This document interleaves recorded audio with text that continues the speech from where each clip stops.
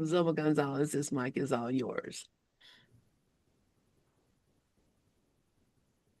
Good morning, family. My energy level is with you all because I don't have it. As you know, my body's been doing this thing, uh, which is probably just telling me I should be resting more. I get it. I get it. Anyway, my body's doing this thing, and uh,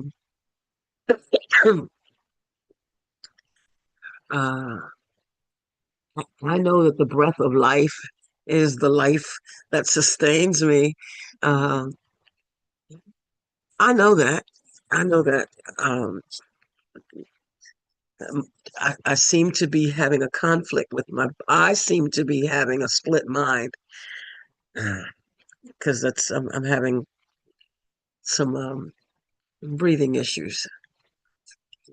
Nasal passages are still doing what they're doing. Everything is clear. I took 12 days of steroids and 5 days of azithromycin and all that. That's all I have to say about that. I'm not even going to entertain the body anyway. So if my energy level seems not what you're not accustomed to from me. Trust me, I'm not accustomed to it either. Feel free to talk with me, and the less I talk, the better I'm going to feel. So I appreciate it. I appreciate it.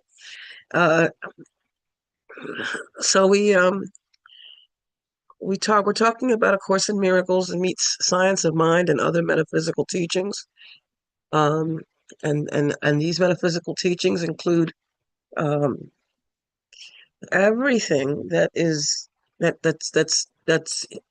eternal. Everything that's eternal. Metaphysical means beyond the physical. It's written in the Bible that Jesus said that God is spirit and that they that worship must worship in spirit and in truth. So if we're talking about God as spirit, we're talking beyond the physical. We're talking about that which was never born, cannot die. We're talking about the real thing. Ain't nothing like the real thing, baby. Um, We're talking about the real thing. What's real? What's true? What's eternal? Not my opinion, not your opinion, not what this book says, not what that book says, but what we know intuitively, what we know by inspiration and to be inspired. The Course talks about to be inspired is to be in spirit. Inspired, S-P-I-R, inspired. That's why I mentioned the breath of life, because to respire, to have respiration, to have is the breath of life, and it's all about the life. It's all about the true life. So my head was wandering all over the place, um, as much as I thought that I had a topic for today. I thought I did. And then said, no, no, you don't. No, you don't. So I found myself thinking about level confusion. Thinking about level confusion. I'm going to share my screen only for a little bit um, for the benefit of those who've never seen my screen. um, And I want to say first before that, good morning to and hello and a thankful Thursday to Sharon and Karen G. Karen G. Hey, hey you. Glad you're here. Um, to my Karen, to Dove, to Lynn, to Deb, to Sally, to Bob, to Lori, to Carolina, to Gloria, to Katia, who's out there listening. I know she is because she's that kind of person. She's right there. And to anyone else who may be listening, if you're listening on YouTube, please like and subscribe to the channel. Not necessarily to me, not necessarily this video. That's fine. If that, I appreciate that too. But but please like and subscribe. That's how we know that you're out there. And if you have any any topics, anything that you would want us to share, please feel free to drop that in the chats, in the comments, in the section on YouTube, so that we can to do what we can to join with you in whatever whatever it is that's going on. All right, that's all I got on that. I am going to share my screen just for a little bit, just for the stuff that um, that we are accustomed to, and from current slide. Yeah, yeah. So again, Course in Miracles meets Science of Mind and other metaphysical teachings, and there's a bunch of metaphysical teachers there, names you may or may not know, doesn't matter, and ultimately it all comes down to recognizing the oneness of it all, the oneness of us all, that even though we are, as Ernest Holmes says, we are, that it's a unity in the multiplicity, that that it's unity and not uniformity. It's just not uniformal, and nor should it be, because I can sit here and say it my way, and you can say it your way, and we might say the same thing, and somebody else listening might get it when they hear someone else say it, and they may not get it hearing someone else say it. We were designed to be this way. We were designed to be like the oak tree and the willow tree, firm and flexible, to be able to walk each other through, and patiently and calmly. Did I ever tell you that I worked with elementary school children? And because I worked with elementary school children, I learned, of course, that people think differently. And who am I to say, oh, you're not fast enough, or you're not slow enough, or you're moving too fast, or I'm moving too slow, or all of that. The course tells us that basically that we're all moving at our own pace. The miracle principle now escapes me the actual words of it, and I would look it up, but I'm not going to. That that we're all basically coming to that place in our own time, in our own way, and it's not for me to judge you or to judge your process, or for you to judge my process. It's written, going back to the Bible, not to judge by appearances. And the reason why we can't judge, in fact, the Course tells us that we can't judge. And the reason is because we don't know the all of everything. We don't know the 360 of anything. We don't know the whole picture. We just don't know the whole picture. And we might think we know. I may believe this, and I may believe that, and I was taught this, and this is what I think, and I can go all day long thinking I'm just right, when the fact is I'm not. I don't know the all of everything. And we somebody sum up, the whole world thing. I have my world. My world is different from your world, which is why there is no world. In truth, there is no world. It's just the way I see it, and the way you see it, and the way you've been taught, and the way I've been taught. And there comes a point where, as the Course says, that we are to let it go. In the Bible, it says to come like a child. In the Course, it says to come with completely empty hands. Come empty. Come like you don't know, so that you can be taught. This came to me this morning, I'm in the kitchen. If I'm full of myself, I can't be filled with anything else. I can't be filled with anything else if I'm full of myself. The Course reminds us that we should daily train our thought. Daily train our thought. Oh, this is Ernest Holmes talking, but it doesn't matter. The Course says it too. We should daily train our thought to recognize the spirit in everything we do, say, or think. And if I'm recognizing the spirit in what I'm saying and doing and thinking, I don't have room to judge you. Spirit, It's written that Jesus said that God is spirit, and it's written that no one has ever seen, in that regard, God. But it also is written, how can I say that I love God and hate my brother?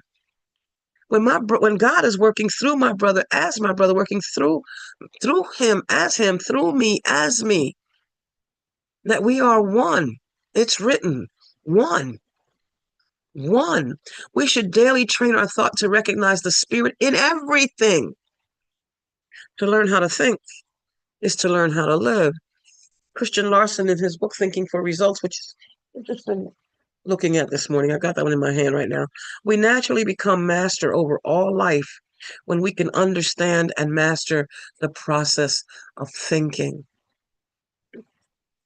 It's written, whatever things are true, whatever things are lovely, and whatever things are a good report, that we should think on those things. And I'm quoting Bible this morning. I don't know. It's coming to me as it's coming to me. I don't have a set schedule right now. Joe Goldsmith says that we should keep the Word of God alive. Keep the Word of God alive in your mind, in your thought, and your experience. It's the way the Course says, to guard your thoughts, to be careful of that mind wandering thing. And if you want to know, and granted, we're all gonna move in and out, up and down through it, but we can spend more time inspired. We can spend more time in spirit, in the knowledge of spirit, in the realization of spirit, if we want to. If we want to. The Course reminds us that what we do comes from what we think. And in between there is what we feel. What we do comes from what we feel. And what we feel comes from what we think. And if I'm not feeling mentally, emotionally, if my mind is in a state of chaos, it's because I'm choosing chaotic thoughts. I may not be conscious of the fact that I'm choosing chaotic thoughts, but that's what I'm doing. So I'm asked to keep the Word of God alive in my mind, in my thoughts, in my experience, because this is a course in mind training. This is a course in mind training. It's not a course in how to tell somebody what they should do. Ralph Waldo Emerson said that, you know, there's always someone who thinks that they know what's best for you. That's a misquote, but that they are ready to tell you what you ought to do, like as if they know what you ought to do. Who is that? Who could do that? Oh, I'm breaking out in a sweat, family. Maybe I'm perspiring. Maybe this is going to be the end of it. Let's hope this is the end of it. I'm starting to sweat as I speak. Um, wow. All learning involves attention and study at some level. There are those who say that the course is not a course in doing, but yeah, it is. Yeah, it is. There's 365 lessons that ask us, think, study, practice, be quiet, be still, whatever. Yeah, because what we do comes from what we think. What we do comes from what we feel. What we feel comes from what we think. So I can't think my way into. I couldn't think my way into this Zoom room. I had to push buttons, but it begins with a thought. My willingness to rest in God, even rest is a verb. I'm being asked to rest in God. Rest. Do only that, the Course reminds us. So an untrained mind can accomplish nothing. That I need to pay attention. I need to study. I need to stay focused, especially like right now, because like I feel, what's that song Regis used to play? The more you live, the more you give. No, the other way around. The more you give, the more you live. Your happiness is relative, but if you're feeling like crap, it's time to face the facts. It's your prerogative to be positive. And that just came to me because I'm like literally feeling like crap. um, I'm going to drop my screen only because I have no idea what the next one says. Um, and I'll check it. Reminded that every response you make, all right, now I can't see Zoom. Okay. Every response we make is determined by what we think we are. Every response. Every response.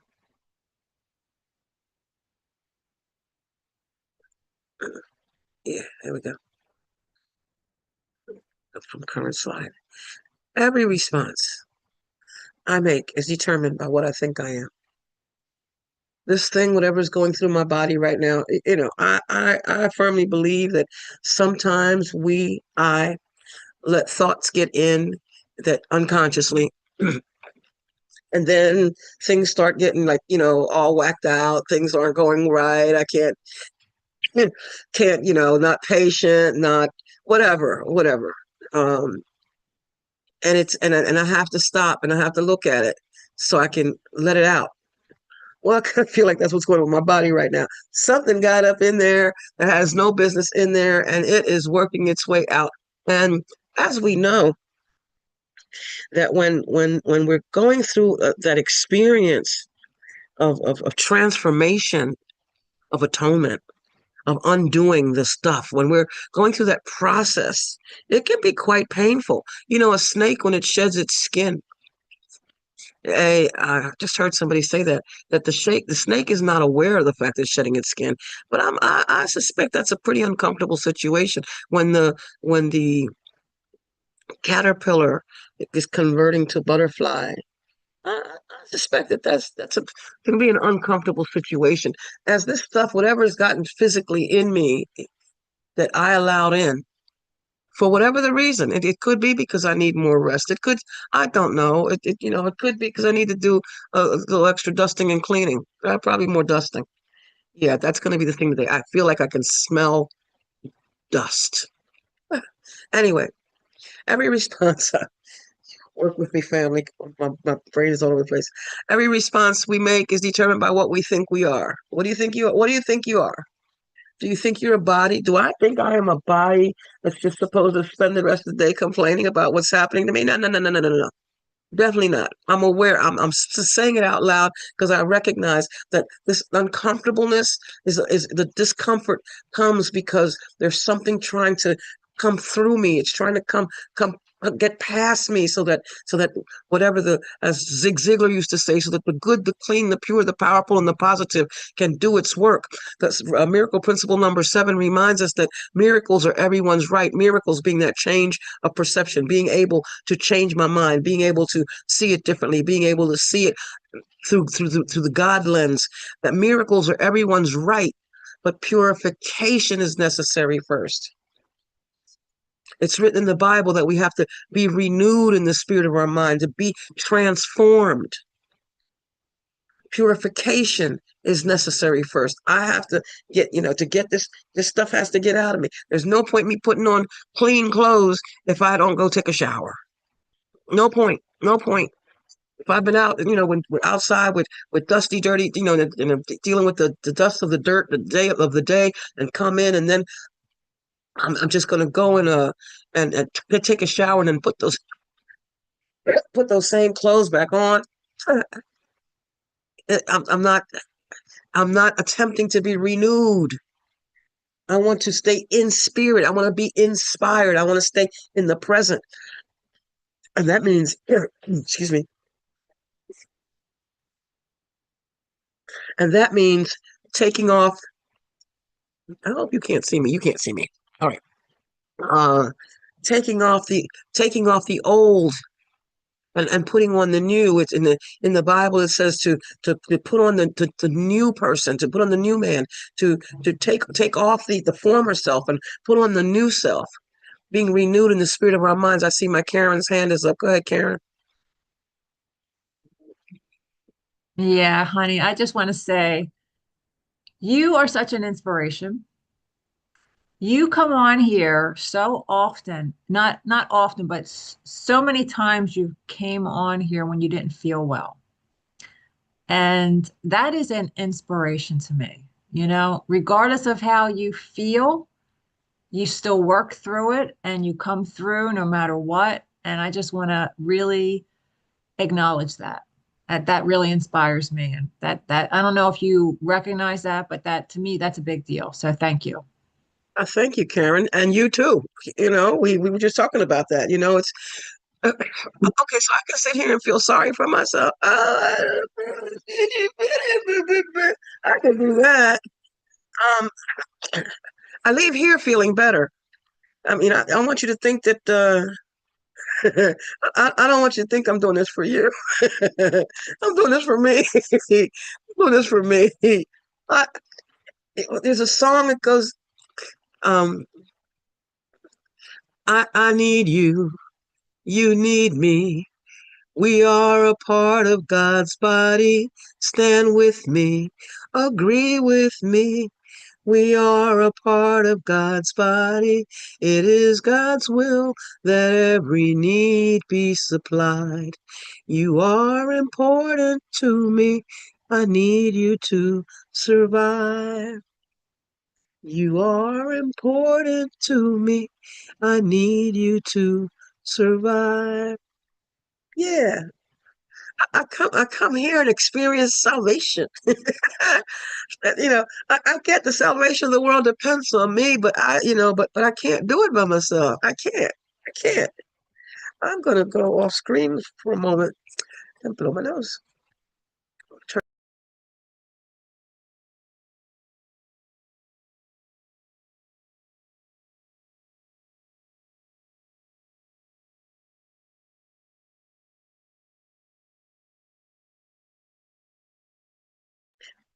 I'm purging. I'm it's yeah, I'm purging. I'm letting go of what no longer serves me. Letting go of what no longer serves me. Uh all right. So where was I? I said every response we make is determined by what we think we are. And what we want to be is what we think we are. And what we want to be, then what we want to be must determine every response we make. I've been holding on to this one slide for a couple of weeks now. Like, how come this hasn't shown up yet? It's gonna show up now. From Joel Goldsmith, from his book Living by the Word, says people all over the world who are out, people all over the world who are reaching out to God are never going to find God somewhere out in space. You know, I get a kick out of people when they say thank God and they look up. And I look up too in search. Oh, is God on the second floor? Is he upstairs? Ernest Holmes wrote that the highest God and the innermost God is one God. That was his belief, from his declaration of beliefs. The highest God and the innermost God is one God. And that has to be true if we believe that God is spirit. It's written that the kingdom is within. So when the kingdom of heaven is within. So when the Lord's Prayer, which is they call it the Lord's Prayer, when it's written that when Jesus was asked to teach them how to pray, first of all, he didn't say my Father which art in heaven. He didn't say my Father, making the Father exclusive to himself. Which then takes me to that when he said, I and the Father are one, he did not mean just him. He meant that we and the Father are one because he said that we are his brothers and sisters. But anyway, our Father, which art in heaven, translates to our Father, which art within. Within. So looking out there somewhere, thinking that God is out there doing something, and I have to petition God and ask God and beg God. Wait a minute. The Spirit of God is what gives me life. I am that which God is. I am created in its image and its likeness. So I'm actually not asking for anything. I am affirming what already is. People all over the world who are reaching out to God are never going to find God somewhere out in space.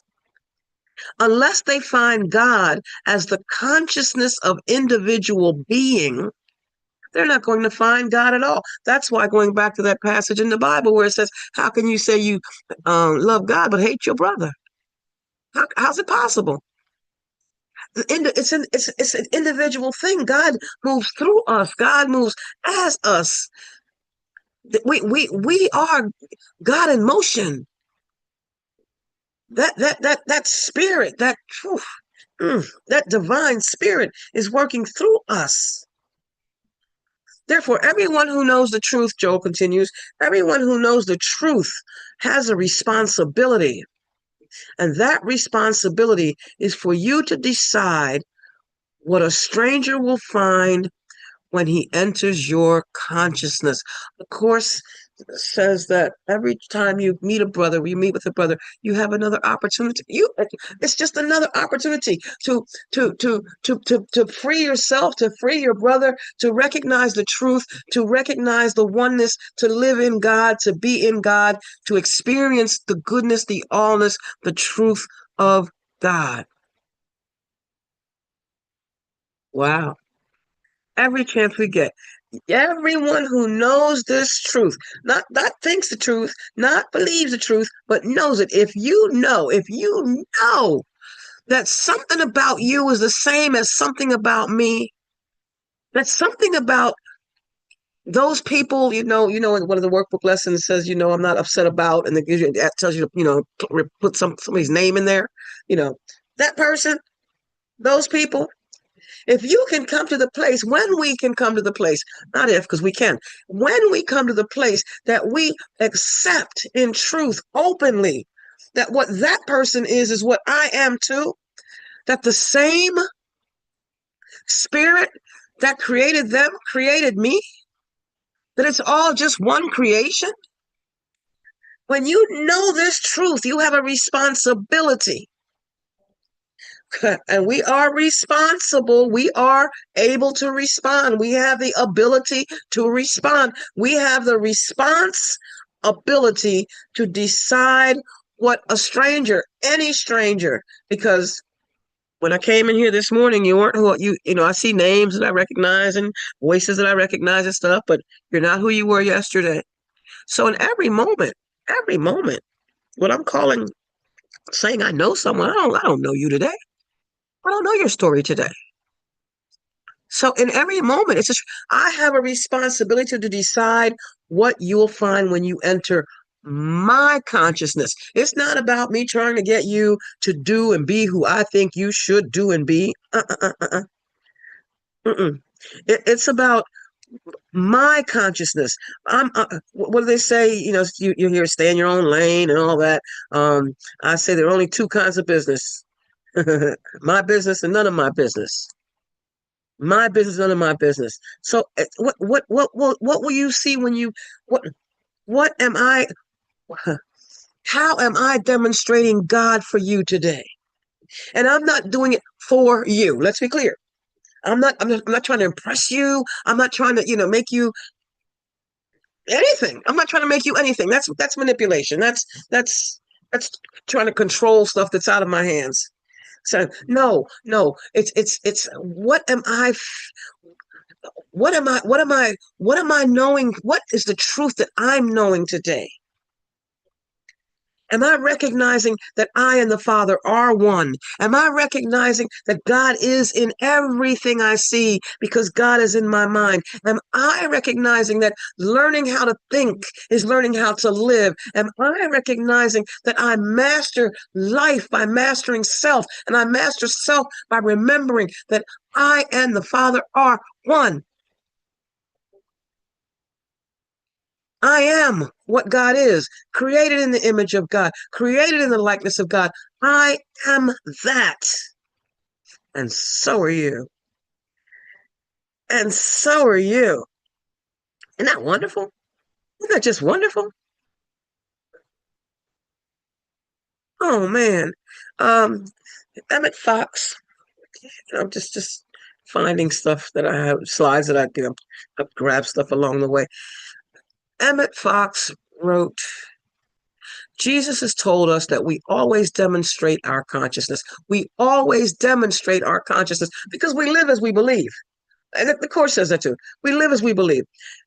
He says we always demonstrate what we habitually have in mind. And that's why the Course says that the habit of engaging with God is easy if we actively refuse, actively refuse to let our mind slip away. And I'm saying all this, and we know good and darn well that we're going to leave here, and whenever we leave the space, or, even if it's just the time we take the time to go to the bathroom and come back, our mind is going to go somewhere else. We're going to think about what somebody else said. We're going to think about the fact they didn't say it the way we thought they should have said it. Oh man, I can't believe that they're on that tangent again. Is Zulma still reading those doggone slides, those same slides? Is she ever going to stop saying that every response we make is determined by what we think we are? Heck no, I'm not. Ever. Ever, because I'm not talking to you. You just happen to be hearing it. Every response I make is determined by what I think I am. And this morning, I was determined that I wasn't going to be a sick person. I will tell you what my body's experiencing, but my body is not what I am. That's level confusion, which is where I actually was going to go, and I may probably do that. So anyway, Emmett Fox continues. He says, we always demonstrate what we habitually have in mind. What sort of mind have you? And he says, oh, you know what? I want to put this slide on the screen because it grabbed my attention. I thought it was good. I said, let me share this. He says, what sort of mind have you? And he says, oops. There we go. He says, do not let anyone else tell you, because they do not know. Not your mama, not your daddy. We were growing up and we were told that you should be like so-and-so, or, telling you that you're a bad girl, bad boy. You should be ashamed, how stupid you are, how ugly you are, how, why can't you be like. Do not let anyone else tell you, because they do not know. And they might be a willow tree and you might be a willow tree too, but you're the willow tree called so-and-so. And I'm the willow tree called Zulma, and you're a willow tree called something else. And as I said earlier, that Ernest Holmes makes clear that it's unity, but not uniformity. You can't tell me how to be me. He says, do not let anyone else tell you, because they do not know. Here it is. People who like you will tell you your mentality is better than it is. Those who do not like you will think it worse. And here's comes down to, just examine your conditions and see what you are demonstrating. What to say? Every response you make is determined by what you think you are. What we do comes from what we feel. What we feel comes from what we think. It's clear. If I want to know what you're thinking, all I have to do is look at what you're doing. It's like that. It's referred to as the mental equivalent. This is what I'm thinking, and I'm acting accordingly. What we do is attest to what we believe. That's how the Course says it. What we do attests to what we believe. That term mental equivalent, I thought it came from Emmett Fox because he has a book by that title. Before that, I thought it came from Ernest Holmes, because in the Science of Mind textbook, in chapter 17, I guess, 17 or 18, is titled The Mental Equivalent. And then I said, oh, wait. These two gentlemen were alive around the same time and all that. And I'm thinking, is this one stealing from did I say stealing? Is this one plagiarizing this other one? So I went online and found out that it's actually a science term. It's science term. It's a proven fact. It's proven that what you think determines what you feel, and what you feel determines what you do. So basically, what you think and what you do, and the Course says, you think that you're not responsible for what you think. Yeah, you are. Oh, we can't just say, I just did it. I wasn't thinking. That's a darn lie. That's an outright lie. You may not have been conscious of the thought you were thinking, but you were thinking because you could not have done something unless you thought something first. And that's all to it. You can't. That's just the way it is. That's just the way it is. And for us to, the problem that I have, I'm gonna say you can say you if you want to.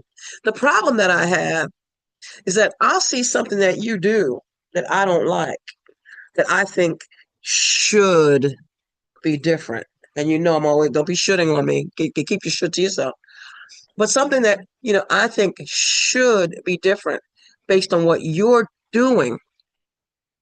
And then I decide to judge you for it because you didn't do that the way I thought it was supposed to be. You didn't do it right according to my world. So now I'm judging you and I am labeling you as all kinds of stuff that I would never call myself, of course. Because that's what the whole judgment thing. Now I've made myself separate from you. Back to that passage in the Bible. How can you say you love God but hate your brother? Grab that. How can you say you love God but you don't love so-and-so? There's only one love. There's only one life. There's only one God. There's only one truth. There's only one. Only one. It's oneness. We're talking about oneness. We're talking about oneness. And we can't separate the this from the that. Granted, if I'm sitting here right now, as I've been, nose blowing, chest tightness, nasal passages bothering me, are you going to judge me for being sick physically? Are you going to judge me for being physically sick? Oh, I have to go off screen for a minute because I had to. Are you going to judge me unworthy? Are you going to judge me as weak? Are you going to judge me as pitiful because I am, quote, sick? Well, let's put this physical thing aside for a minute. That person over there, or this person right here, who's saying things, really hurtful things. Oh, are you going to judge that person because they are in the moment mentally sick? Because what comes out of a person is what's in that person, their own consciousness. If I am in pain, I'm going to put out pain. I can try to pretend. All right, let's use this physical. I'm using this as an example. Let's say it was a week or two ago when I had no M's and N's in my vocabulary. You couldn't hear the M's and N's because I was so congested. What was coming out of me was what's in me physically right now.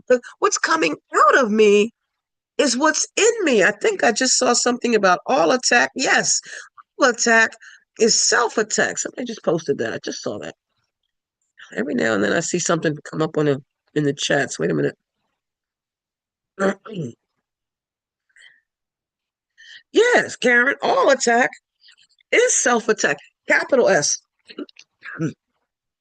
When I first read that, when I first few times I read that, I didn't realize that it's the capital S attack. All attack is the capital S attack. A capital S self is the truth of what I am. It's mini me trying to attack the real me, the truth of what I am, my God self, the image and likeness in which I was created. It's a lie. It's me trying to turn a lie into a truth. which isn't possible because only the truth is true, period. It's, it, I can't, I think that I can attack you. I think that I can make myself bigger by making you small. I think that I can, that I can decide how you're supposed to be, what you're supposed to say, what you're supposed to think. Back to that I'm a willow oak tree thing. I am in this place. I am the place where God shows up, and you are the place where God shows up. And the way you show up is not for me to decide. It's not for me to say. And no matter what, even if you're out there, spilling your guts in profanities, and you're out here punching somebody in the face, and you're out here shooting somebody, and you're out here stabbing and killing somebody, you know what? You're still expressing. Let me say it this way. What God doesn't will can't happen. What God doesn't will can't happen. If there is only God, we call it we have the extension of love, or we have the call for love. That's a call for love. We call it pain, we call it grief, we call it hatred, we call it anger, we call it all that stuff. We call all that grief, but it's their call for love. What's coming out of them is what's in them. And it's not my place to sit here and do the. First of all, I'm only hurting myself when I do that. Karen, I saw your hand up. Go ahead. No, I'm good. I changed my mind. That's okay. Thanks. Did I keep going too long? All attack, back to what Karen, back to that. It's self-attack. I'm attacking my real self. I'm not giving myself the benefit of the doubt because I'm not giving you the benefit of the doubt. When I get upset with you, it's me that's upset. It's me. The course is, I'm never upset for the reason I think I'm upset because you did, or you said, or you this, that, and the other. I'm pointing all out there and everything out there, and it's not the case. Oh wow, that hurt. I'm upset because I think that something should be different than the way it is. It keeps getting more and more simple. The more I hear myself say it, the simpler it gets. The simpler it gets. I'm going to take just a few minutes to look at something that, oh my, back in 2022, February 8th of 2020, day before your birthday, Lynn, February of 2022, when we were having, Gather was having evening, I don't know, but you may still do that in the evening, I think it was a Tuesday night, I don't remember now, and we would have different people to take that hour, and I decided to do something about level confusion, and I called it On the Level, Truth Be Told. And it had been on my mind. It had been on my mind, and I found it. And it says here joke. I'm just going on what and the joke was that a group of scientists came to God and said, "Listen, we have figured out how to make man, so we don't need for you to get involved anymore in doing this." And God says, "Really? Tell me what you can do." He says, "Well, first we go get the dirt." And God says, "Hold it, get your own dirt." Right? So it's all God. We can't separate that. No way can we separate that.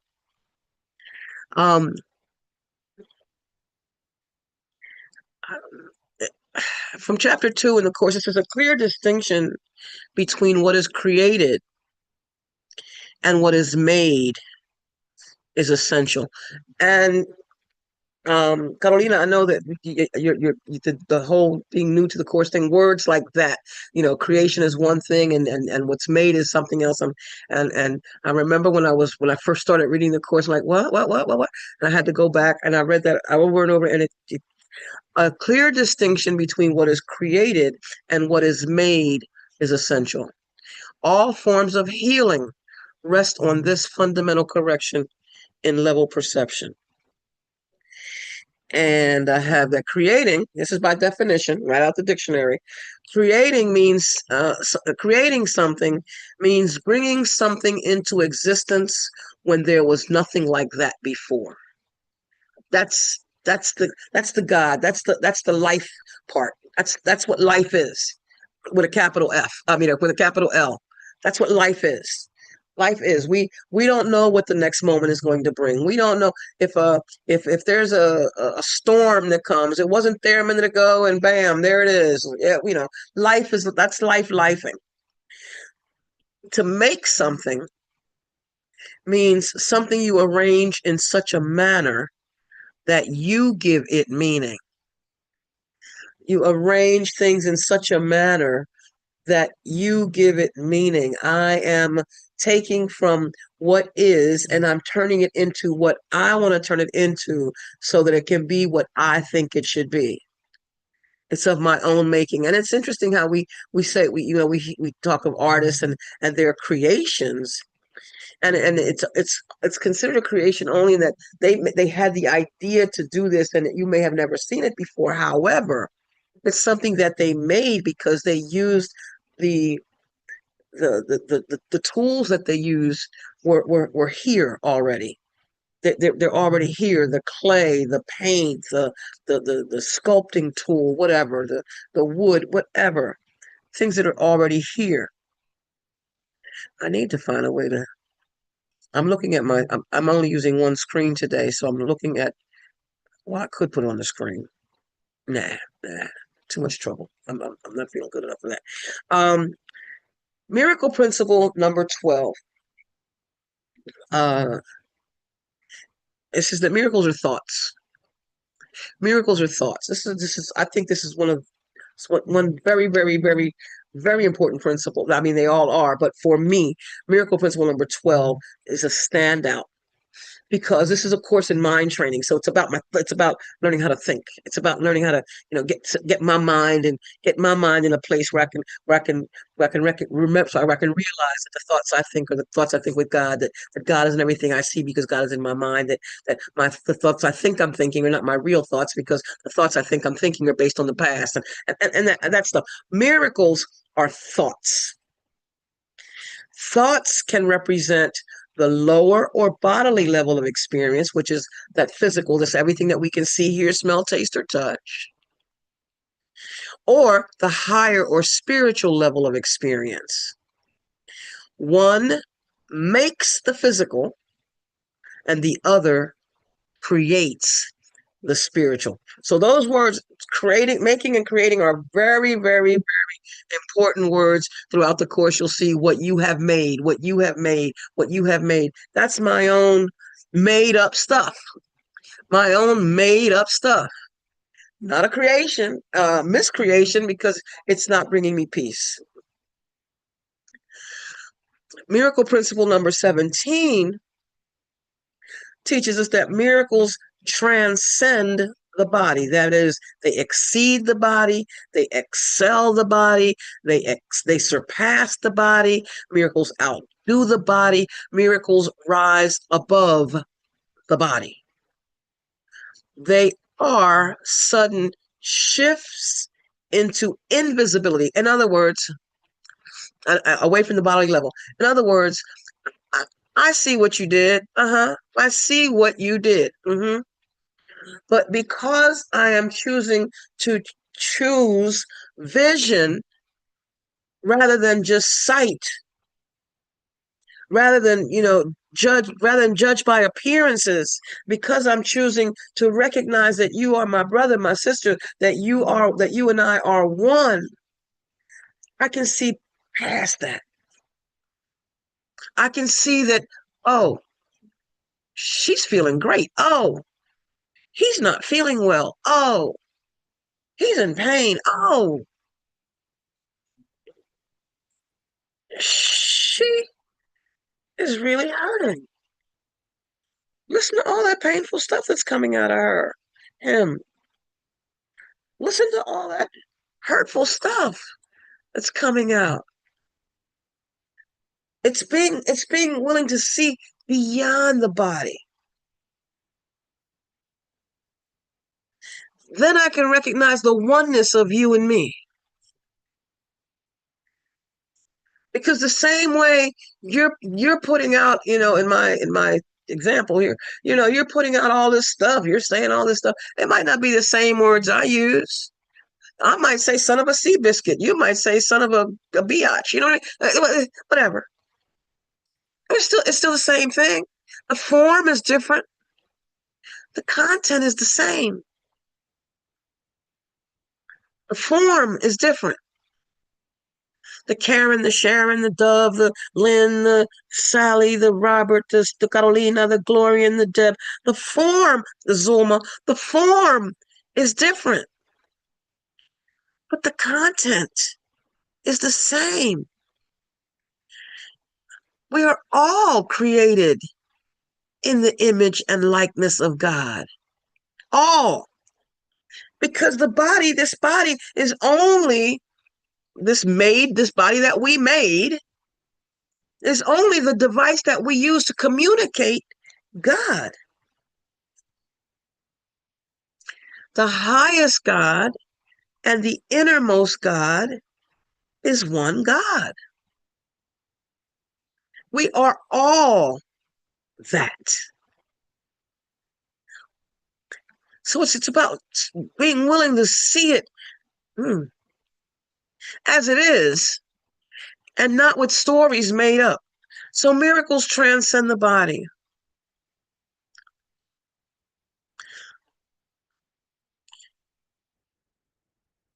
In chapter 19 in the Course, it says, let your dedication be to the eternal. Let your dedicate yourself to the eternal. And learn how not to interfere with it and make it slave to time. Basically, one of the workbook lessons says, let me not be your critic today, Lord. It says that all things are lessons that, is that the one? All things are lessons that God would have me learn. Let me not be your critic today, Lord. Let me not criticize the creation. Let me not try to make it what I think it should be. Let me just see it for what it is. Let it be what it is. You can enslave a body, the Course teaches, but an idea is free. An idea is free. Thoughts are free. You can enslave a body, but an idea is free. Incapable of being kept in prison or limited in any way except by the mind that thought it. I can keep you in prison with my thoughts. And goes back. All attack is self-attack. I'm only hurting myself. I'm sitting here telling myself that you should have been better. If you had better, and I'm just hurting myself over and over and over again. And I'm trying to blame you. Oh, that's what it is. Let all things be exactly as they are. Thank you, Lynn. When I said it, I'm like, yeah. I had part of this one and part of that one. 268, 193, two different ones, and they're both meaningful to me. Let all things be exactly as they are. Let me not try to talk about how things should be, how that shouldn't happen. That untimely death, how that parent shouldn't have acted that way, that she should have treated me that way, he should have treated me that way, daddy shouldn't have died when I was 10. What? It shouldn't have been that way. No, that was wrong. It should be different. This is my problem. This is my problem. I am making stories that are causing me grief, that are causing me pain, and I'm blaming you. I'm blaming God. I'm blaming life. As opposed to Oh, that occurred, and it's gone now. That situation came for me to learn from it, and that's that. 727 times in the Bible, and you hear me repeat the same thing over and over again. I do it on purpose. 727 times in the Bible, it reads, "It came to pass." And if it came to pass, that means it didn't come to stay. So why am I judging it now? Why am I judging, that back in 1966, my father was in surgery and the doctor didn't know what he was doing. And as a result of that, my father died. And now, I'm left fatherless, and my relationships with men are horrible. And what the heck am I talking about? What am I talking about? Situation occurred. Daddy went to the hospital, had some physical complications going, made his transition in surgery. The Course teaches us that nothing survives its purpose. Nothing survives its purpose. And it's up to me for the gratitude, the gratitude that whatever it was that was going on, that he didn't come out and live through that, and then have to be, going through whatever, have to have all kind of problems the rest of his life. With the gratitude for the wonderful memories that I have being Daddy's little girl. All that. Karen, go ahead. Yeah, so I just want to answer the question that the Course would say, first of all, why am I doing this to myself? Why am I attacking myself? And the Course says, how can God's Son awaken from the dream? It is a dream of judgment, so he must judge not, and he will awaken. But you want to know why we don't want to stop judging? We don't want to stop judging, first of all, because we want to be right. Second of all, because we don't want to wake up. We want to stay asleep. So that's all. Thanks. We find comfort in the discomfort. It's written, the people that have no vision, if the people have no vision, they'll perish. No vision, no vision. If as long as I keep choosing to stay in my uncomfortableness, I don't have to grow. I'm afraid to grow. I'm afraid that if I grow, if I do it differently, that you might not like me anymore. You might think that, wait a minute, that's not Zulma who was yesterday, and then you might not want to be around me, and then you might want to get away from me, and I'm going to be alone, and then which is a whole nother thing. It's my own fear, which is the belief in the boogeyman, the belief in some kind of a demon, some kind of a something other than God. Wait a minute, let's be clear real quick, and I'm going to get off now. Something that there is something other than God. There is nothing other than God. It's all God. It's only God, and that's that. And to believe that there's another power, another anything, is a belief in duality, a belief in two-ness, not oneness. But it's written, one God, one power, one life, one truth, one love. It's all one. It's all God. I'm going to go drink some more water, and I'm giving up the mic. Lynn? Thank you so much, Zulma. I'm so grateful to have you here with us.